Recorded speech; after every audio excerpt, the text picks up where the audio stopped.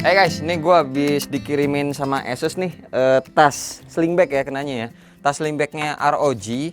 Ini sebenarnya isi di dalamnya ada laptop sih. Bentar, gue keluarin dulu ya. Duh, ini tas bakalnya keren banget sih.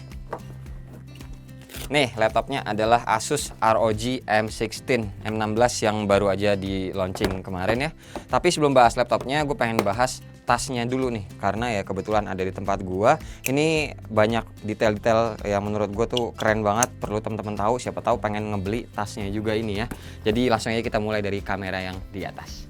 Oke, jadi tasnya kayak gini ya, mayoritas warnanya hitam dan biasanya kalau ROG itu ditemenin warna merah sama hitamnya. Tapi kali ini ditemeninnya sama warna pink, warna biru, terus sama warna silver ini, benang-benang jahitannya. Kayak teman-teman lihat, ini kita dapat beltnya tuh kayak begini atau talinya, terus ada tali lagi ke sini ya sampai ke belakang.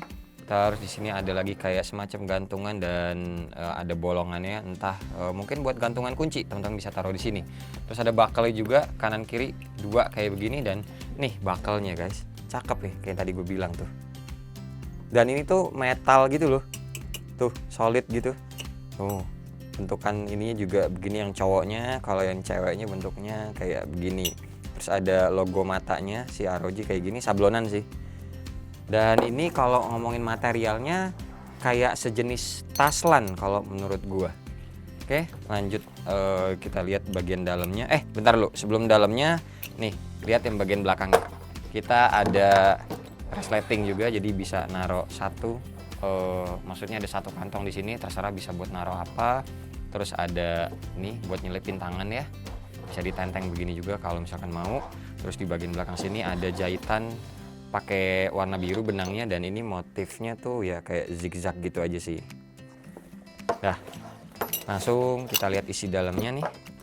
Tuh, cuma ada satu sparasi ini buat naruh laptop, yang mana kalau laptop 16 inci tadi muat di sini ya. Terus ada kantong satu lagi, terus di sini ada 3 kantong lagi. Dan nih ada kayak tuh, tasnya aja ada garansinya guys. Oke, ini by the way gue lepas dulu talinya ya, soalnya berisik banget kayak dari tadi nggak gesek-gesek meja nih. Ininya nih, ini besi semuanya tuh emang beneran besi, bagian yang cantel-cantelannya tuh ini bisa dilepas.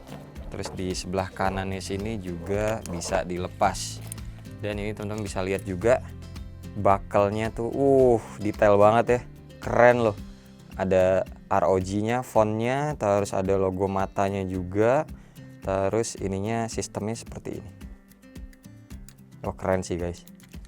Gue nggak tahu ini tas harganya berapa, gue nggak dikasih tahu. Kayaknya sih harganya lumayan ya harusnya. Terus ini yang di tengah-tengah beltnya buat manjang pendekin talinya juga tuh, detailnya seperti ini.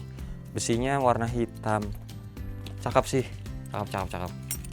Ini di dalamnya lagi, kita lanjut ya. Ada kantong lagi guys.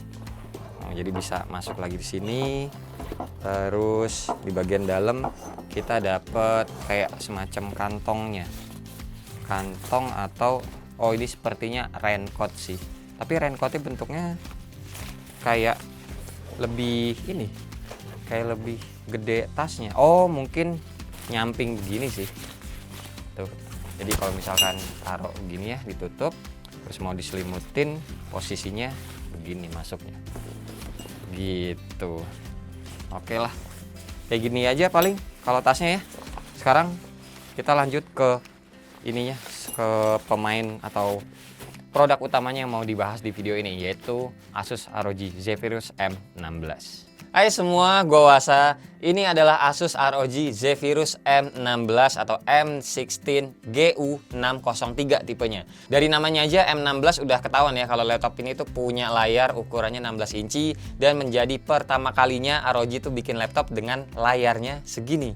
Bezel kiri kanannya tuh tipis banget. Bagian bawahnya yang biasanya juga agak tebel ini berhasil dibikin tipis. Dan bezel atasnya juga masih bisa ditaruh webcam. Lumayan nih ya, jadinya bisa dipakai ya misalkan buat ngezoom meeting gitulah. M16 ini juga punya sensor fingerprint di tombol powernya. Panelnya tuh pakainya IPS ya, yang punya resolusi 2K 2560 kali 1600 pixel. Iya guys, 1600 pixel. Agak aneh emang. Soalnya rasio layarnya ini tuh 16:10, bukan 16:9 kayak ya device biasanya gitu ya. Jadi emang berasa lebih gede aja ini layar. Eye gesem lah pokoknya, istilahnya kayak gitu. Apalagi kalau soal bodinya ini yang 16 inci jadinya tuh malah kayak kelihatan lebih kecil daripada laptop gaming yang ukuran 15 inci kebanyakan. Soalnya screen to body rasionya ini tuh 94%. Terus juga kita dikasih refresh rate nyampe 165 Hz. Di balik layarnya atau di bagian atas laptopnya ini tuh ada titik-titik yang menyerupai matrix gitu. Kalau di G14 gua bisa nyala, tapi di M16 ini tidak bisa. Sebagai gantinya kayak ada efek-efek pelangi gitu sih kalau misalkan dilihat dari sudut tertentu atau kena cahaya kayak begini. Lanjut lagi ngebahas bodinya. Engselnya ini tuh ergolift ya, bahkan bisa ditekuk sampai 180 derajat.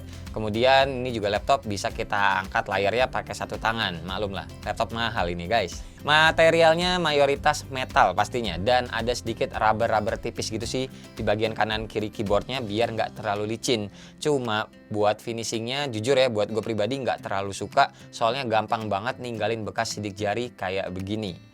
Buat port I/O-nya juga komplit. Di sebelah kiri tuh ada port buat ngecas atau DC, HDMI, LAN, USB, Type-C ada 2 yang support Thunderbolt 4, terus jack audio 3,5 mm. Di sebelah kanannya ada micro SD slot sama USB. Ya sebenarnya sayang aja sih kalau gue pribadi ya as a content creator lebih butuhnya tuh port SD card, soalnya kemana-mana kalau ngerekam gitu gue pakainya kamera mirrorless. Tapi kalau teman-teman yang biasa cuma pakai GoPro aja ya ini kepake banget lah, nggak usah pakai dongle-donggelan lagi karena ya biasa micro SD kecil gitu kan tinggal masukin aja di sini bisa. Ngomong-ngomong soal chargerannya, ini juga gue rada kaget sih. Baru pertama kali ngeliat laptop yang dikasih 2 jenis charger bawaan. Yang port biasanya kapasitasnya itu 240 watt. Sedangkan yang Type-C dikasih kapasitasnya 100 watt. Gue tuh ada iseng colokin barengan kedua casannya ini ya. Dan ya gue mikir bakal kejadi apa gitu sama laptopnya. Ternyata malah cuma ya keluar 2 tulisan kayak gini doang guys. Nggak tahu juga sih kalau ngecas itu bakalan tambah cepat atau enggak. Iseng banget lagi masa pemakaian sehari-hari gitu. Ada apa emang ya orang ngecas sampai pakai 2 chargeran sekaligus. Lanjut lagi buat baterainya sendiri, kita tuh dikasih kapasitasnya 90 watt hour dan kira-kira nih ya kalau pakai charger bawaannya bukan yang Type-C bisa ngecas full sejaman. Oke lanjut lagi sekarang bahas ke prosesornya yang dipakein pastinya ngebut guys. Intel Core i9 atau i9 generasi ke-11, tepatnya 11900H. Yang dipaduin sama grafiknya Nvidia GeForce RTX 3060. RAM-nya dapat yang 16 GB, memorinya SSD 1 TB M.2 NVMe, dan semua game-game zaman now pastinya bisa dilibas dengan baik. Gue cobain main Genshin Impact, semuanya tuh rata kanan sampai ke settingan paling ekstrim pokoknya. Aman lah di 60 fps. Main game enteng juga kayak CSGO bisa nyampe 200-an lebih fps, gede banget nih, lihat aja. Terus buat benchmarknya juga gue udah ngetes banyak banget nih, lihat sendiri dah. Mulai dari 3D Mark Firestrike, Firestrike Extreme, Firestrike Ultra, Night Ride, Port Royal, Time Spy Extreme, dan PC Mark 10. Nah di PC Mark 10 ini gue juga ngetes daya tahan baterainya. Kalau dipakein daily use standar tuh cuma bisa 5 jaman aja. Sedangkan kalau buat main game cuma 1 jaman aja, ya wajar lah ya. Kalau mau main game emang enakan sambil dicolok. Buat kecepatan baca tulisnya juga cepet nih, bisa dilihat sendiri. Ngomongin speakernya di laptop ini tuh nggak ada sih kerjasama dengan siapa-siapa, tapi secara kasat mata kelihatan ada 4 lubang keluaran. Di samping keyboardnya di kanan sama sebelah kiri, dan di bagian bawah laptopnya juga ada di kanan sama di kiri. Oke, sekarang soal harganya nih ya. Laptop yang gue pegang ini sebenarnya ada harga mulai dari 27 juta. Tapi kalau untuk spek yang gue pegang ini harganya itu 36 juta guys. Ngasih performa yang buas pastinya buat kalian yang apa-apa mikirin performa itu buat game, ya tinggal disiapin aja duitnya. Nilai benchmark segitu banyak tadi ya, itu tuh udah bisa menjadi gambaran buat teman-teman yang ya apa ya, maksudnya demen ngedit foto ataupun ngedit video di laptop ini juga bisa gue bilang aman. Beratnya juga nggak kayak Zephyrus yang udah-udah. Ini tuh beratnya nggak nyampe 2 kilo, 1,9 kg aja kenanya. Dan ini tuh bisa dibilang enteng sama balik lagi slim lah ya buat kelasan laptop gaming, dan ngejadiin laptop ini lebih worth it menurut gua pribadi. Jadi paling ya pilihannya gini aja, teman-teman tuh kira-kira senengnya tuh sama Intel ya ngambil ini, tapi kalau demen yang merah atau si AMD itu ya berarti ngambil yang G14 atau G15. Keduanya itu nggak ada yang salah. Yang salah tuh cuma isi dompet kita aja guys. Kalau isinya nggak ada buat nebus laptopnya. Makasih banget pokoknya buat teman-teman yang udah nonton dari awal sampai akhir, dan seperti biasa nggak usah di like, nggak usah di share, dan nggak usah juga di subscribe channel ini kalau tidak bermanfaat. Tapi kalau bermanfaat ya silakan share juga dong ya ke teman-teman, siapa tahu nambah pahala. Sampai ketemu di video selanjutnya. Bye bye. Cheers.